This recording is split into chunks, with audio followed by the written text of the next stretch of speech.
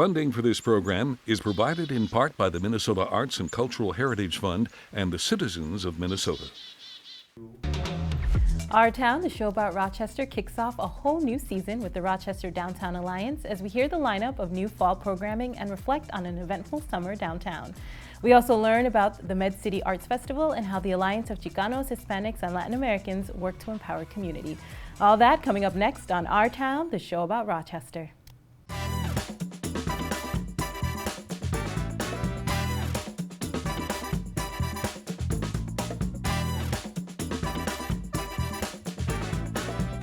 Coming to you from 125 Live in Rochester, Minnesota, Our Town.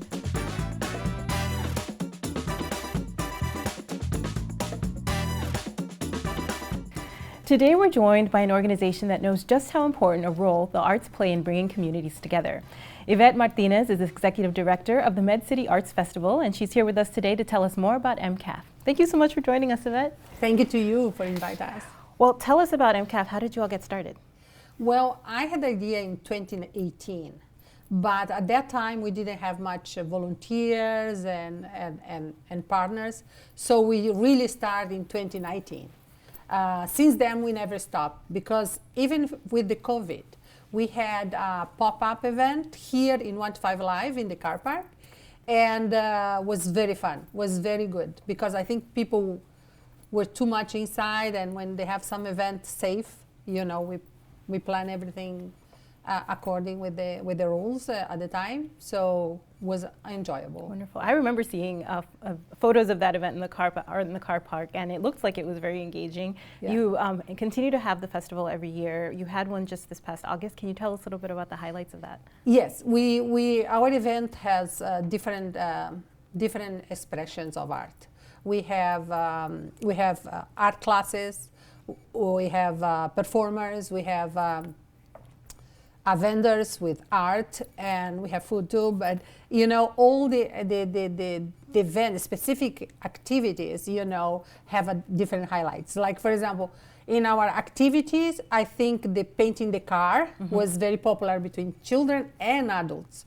Was really popular, and the puppet show in our school went very high too. The puppets were awesome, but what strikes me at that time was that we had all the public usually is children, so the puppet was there, then the children was all here, and then there is a line of elderly people in the side, and then suddenly, you know, the puppets blow up the bubbles, and this older woman, I think is 85 or something, get crazy, going around, pop the bubbles, and I took a photograph. I couldn't, I couldn't not to do it. So it was very fun was to see it. We have a performance. We have the taiko drums from representing Japan, which was very popular too this year. We have the Azteca Mexican from Mexico, which brings completely new public, you know, with such an amount of Latin American, you know, there, thanks to this performance, which was fantastic. So our stage is multicultural stage, so we try to bring more and more different cultural performance. And the music at night was like differ every year is completely different because we need the public to vote or to choose. In our website, we have a survey, and then we ask what kind of style of music, jazz, rocks, bands, you know, solo band, you know, all these kind of things. So we have an idea how to bring the next year, and until February, we don't decide anything. You know, we let the public vote first and choose first. Wonderful. That sounds like quite a diverse and wide-ranging event. Yeah. In terms of all of the interdisciplinary arts that you had painting and music and dance, and I also I loved hearing about just sort of the ways in which it was so intergenerational as well, with the children and families and the elderly community as well. You don't just convene this arts event, you also do, you're an organizer of sort of arts programming. Can you tell us a little bit about how you center diversity and inclusion in your arts programming? Well, we do different, everything goes from Med City Art Festival, but we have different activities throughout the year. So we curate art at Bergman Hotel, we curate art in some business downtown, Mocha, in other, we have walls different. We have a partnership here with Sylvia. She's awesome. She gives us a lot of freedom in the wall that we have here. And another business, we open to new business too. And you know, we are very happy with what we're doing right now. Wonderful. Thank you so much for coming, Ivete, and we hope to you. catch you at a future MCAF event. Thank you. Thank you very much.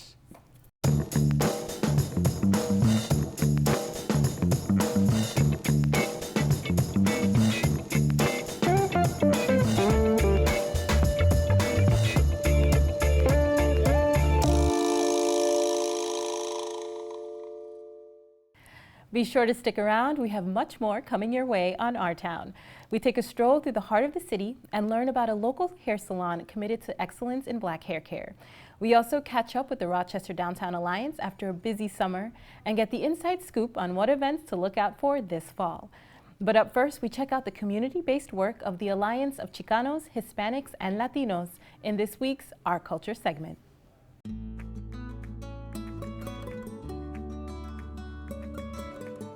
ACLA, Alianza Chicana Hispana Latinoamericana, Alliance of Chicanos, Hispanics, and Latin Americans. It's a non-profit organization to serve the southeast part of Minnesota, and we're trying to be the bridge between our Hispanic community and local resources or agencies that provide services here in southeast Minnesota.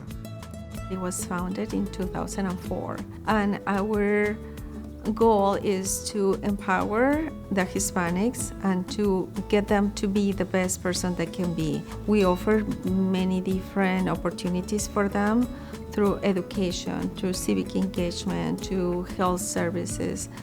ACLA was formed after several people getting together, trying to bring unity in the ethnic groups because we are so different in the Hispanic community. Some friends in the community realized that there were some newcomers and some of us who have been here for a little bit longer, so we try to help each other. We currently have a board and you know, we're trying to have committees that addresses the needs that we hear in the community. Right now we have a health committee, cultural committee, business or entrepreneurship, and just try to share information because I think that's the key. One of the first committees that they was established, it was education, as they need to see the students flourish and support the families of the students. We formed the Juntos Club that was mainly with the purpose of education and to be able to bring some enrichment to the community. When we were able to do some of the enrichment programs and we got together all the Hispanic volunteers that could come and work with the migrant students, that's where the beginning of ACLA happened. We do civic engagement opportunities. Where we're trying to bring awareness of the importance of being civic active in our community at all levels. It could be a school, can be a church, those kind of things. We have annual events. One of them is the bike swap. That is usually in the beginning of the season, which is in May. People bring their old bikes and they can get a new bike. We're very social, so whenever we are doing any events, we try to outreach to the community in a way that we help each other to become successful at anything we do. We also do the Latino Fest. That is a part of our education committee. Latino Fest is an opportunity to showcase our heritage. We are very different from each other. Latinos, we share our language, but we have very different traditions. We have, even food is different, dances are different, music are different from each other. But we see ourselves as brothers and sisters. We come together and do a celebration together. At the same time, we educate the Rochester community about who we are as Latinos. is just to showcase our heritage and also celebrate the beginning of Hispanic heritage, which is September 15 to October 15. Our partners believe in us because we are honest, we deliver, we are reliable. For everybody, if you're watching this, just want to let you know that you're someone. If you want to be part of ACLA, you're welcome, and you're welcome here in Minnesota. For more information about this story and other Our Town features, connect with us on Facebook, Twitter at KSMQ #OurTown, or ksmq.org/OurTown.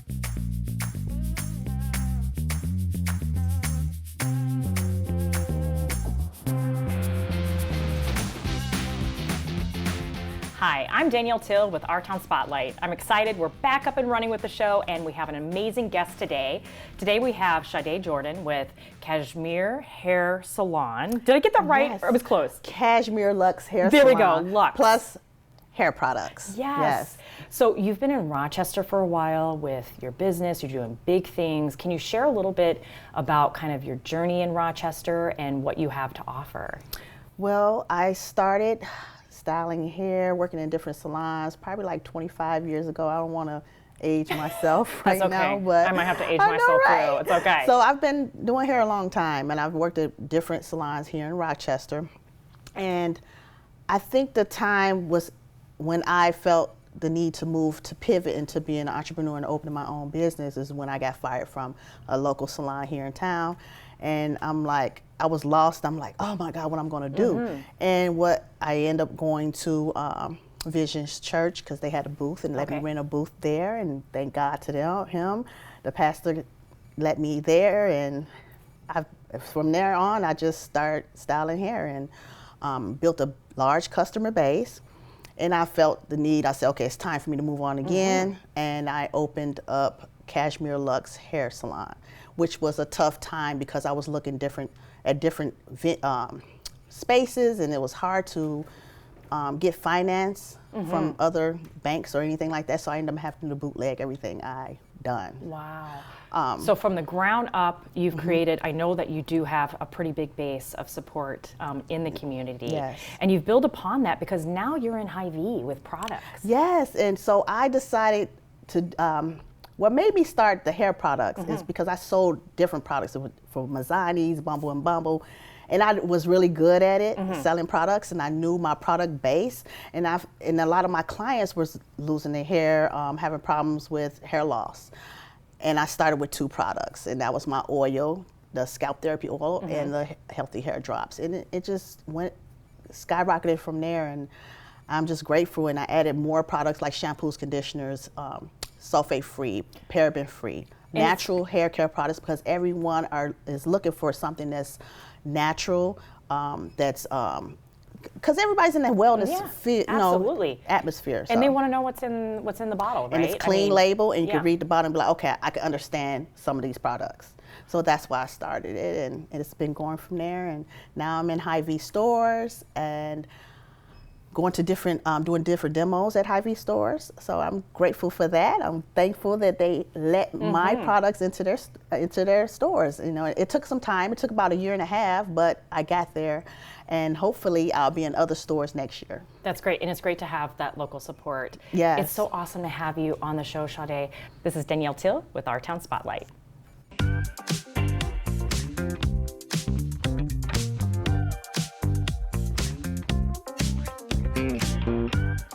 Hello, this is Michael Wojcik, delighted to be back with an Our Town Rundown. Now, if you caught us last season, you know that this segment was an Our Town Legislative Rundown. The legislature is not in session, and I went back and watched some of those. The guy who did it always wore a tie, seemed kind of nerdy, probably some issues there. So I'm delighted to be filling in whoever that person was spot. This summer, like every summer, a lot of great events going on in Rochester, and one of them is our summer concert series, and that's both the Down by the Riverside and the Forward concert series. And while those are done, our civic music department is looking for feedback, and they'd appreciate it if you would go online and fill out their survey so they can make that event even better going forward. Soldiers Field renderings have been released for the new pool, aquatic center, and other improvements at the park, and it looks pretty spectacular. Come next season, we're going to have some incredible water amenities there. A little bit dry this season, but we're looking forward to next. Going on this weekend, one of my absolute favorite events of the fall, Porch Fest in Kutzke Park, and it is what it sounds like. You get to go porch to porch listening to folks playing music, and you get to mingle with the community in one of our leafy neighborhoods. Also going on this weekend and every weekend is a public arts walk downtown. If you'd like more information on that, you can visit the Rochester Arts Center's website. And finally, next week, I am excited for the grand opening of some new park facilities at Cascade Lake. This includes our new amphitheater, public bathhouse, restrooms, showers, as well as an expanded playground. Come out and celebrate all the accomplishments of the park. This has been Michael Wojcik with your Our Town Rundown.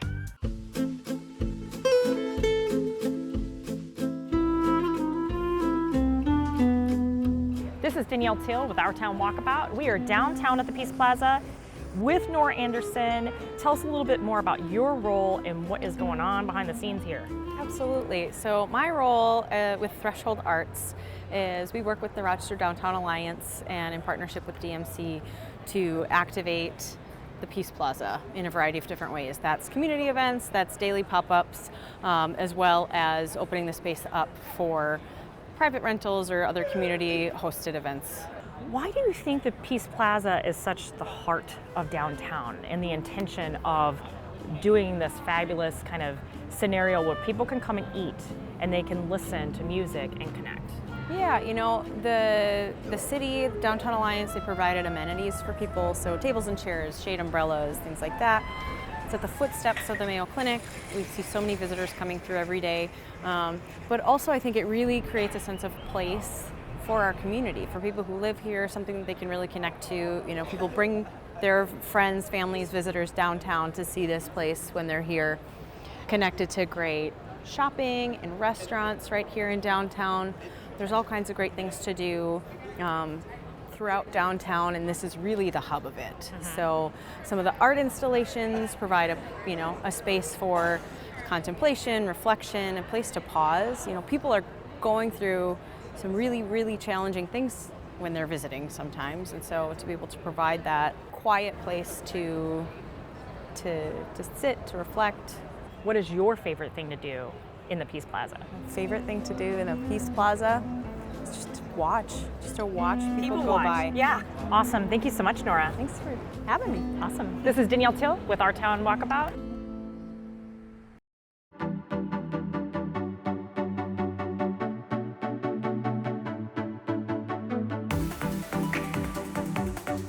We're here with Kathleen Harrington, Interim Executive Director of the Rochester Downtown Alliance, here to tell us what we can look forward to this fall downtown. Welcome back to Our Town, Kathleen. Oh, thank you so much. It's great to be with you. So I think for many of us, this summer almost felt like it was the first normal summer since the pandemic, kind of like the comeback, the comeback summer. So I know the RDA was really busy. Can you share some of the highlights of the summer? Well, we really tried to work with all the partners in town to make certain that the summer offered activities for everyone, for families, for single people, for couples, and for children. So there were activities, fitness activities in Central Park and on Peace Plaza, thanks to a great partnership with 125 Live. We had music all the time in the Peace Plaza.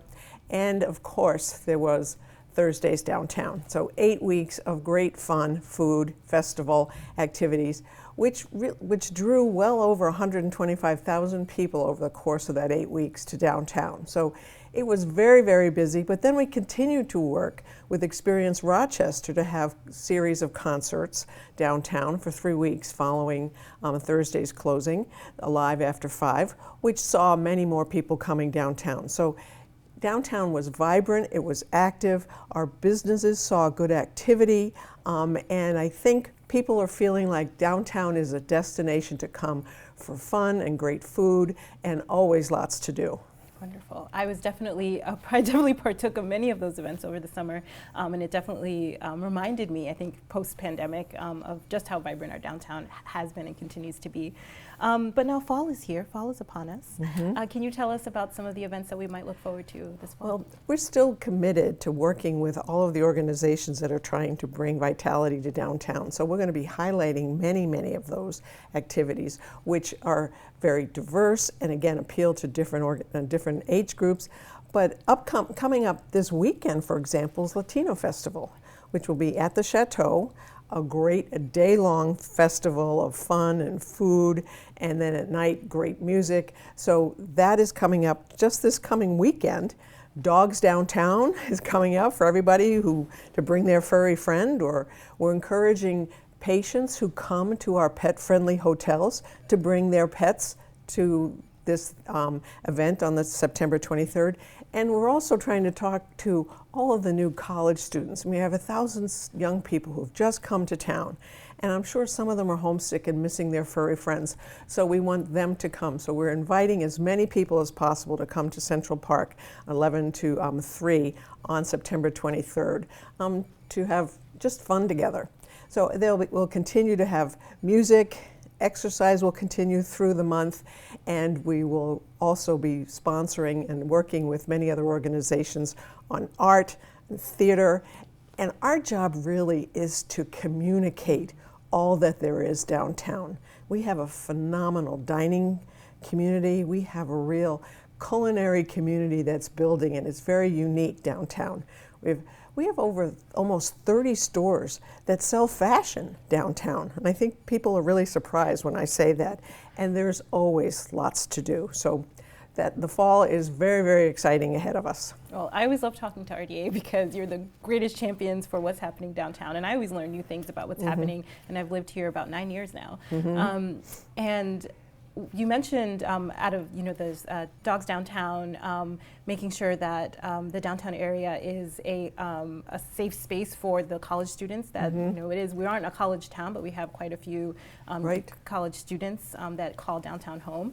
And then Latino Fest is happening this weekend. Can you tell us a little bit more about how RDA is continuing to support diverse and inclusive programming? Well, I think that it's really important because we want to make certain that downtown is a welcoming place for everyone, and we want people to be able to see themselves downtown and to learn downtown about each other and different cultures. So RDA does support, through what we call startup grants, organizations who are starting to build events to educate the public and engage the public in their culture. So we've had a number of those over the summer. Pomoja Women was a great one, for example, that engaged the public and brought the public in to learn more about African women's fashion, entrepreneurism, food.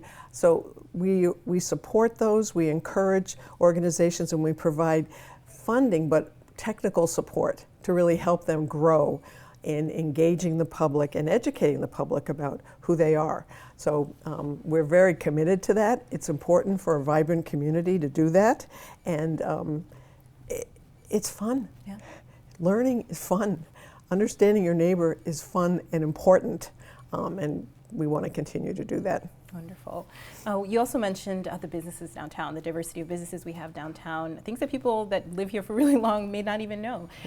Can you just give us some tips about how we can continue to support our local downtown businesses and just support continuing to activate downtown as the months get colder, as people are finding that there might be less and less to do? Well, I think one of the most important things people can do is plan their time and think of downtown first. Think of downtown as a destination. If you live in 55902 or 5502, 9020, whatever, think of downtown as a destination because there are great restaurants. Check out our website for a list of all the different restaurants in downtown with their menus, with photos of the food offerings. It's pretty unique. I mean, we're hearing more and more from other communities about Rochester becoming a foodie destination. So I urge people to plan first and think of downtown first. Also, the shopping. I think many people don't think about downtown as a shopping, many locals don't think of downtown as a shopping destination. But when I say 28 stores that sell clothing with a brand, recognizable brands from Ribicoff to Eileen Fisher to Toomey Luggage. We have more shoe brands here in Rochester.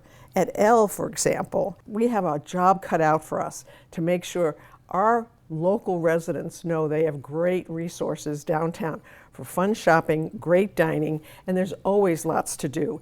Now I'm looking at downtown with whole new eyes. Oh, again. good. I'm excited for that and to check out things that I haven't discovered yet. As we're wrapping up here, you are the current interim executive director. Can you tell us a little bit about if there are any next steps in terms of hiring an executive director? I think there are a lot of conversations going on about what's needed for an executive director, but I think they're prefaced on conversations about what do we want the RDA to be. And I think it's really important for a community to examine its organizations and make a determination about that. So I think there'll be a little bit more time being spent before they hire a new person. So I feel very fortunate to be able to continue to serve for a while. Wonderful. Well, thank you so much for joining us, Kathleen. Thank you for making us fall in love with downtown Rochester again. Thank you. And thank you all for joining us today on Our Town, the show about Rochester. For more content produced right here, please check us out on Facebook and Twitter at #OurTown. I'm Nicole Fenoy-Amhara, host of Our Town, the show about Rochester, and I'll see you next week.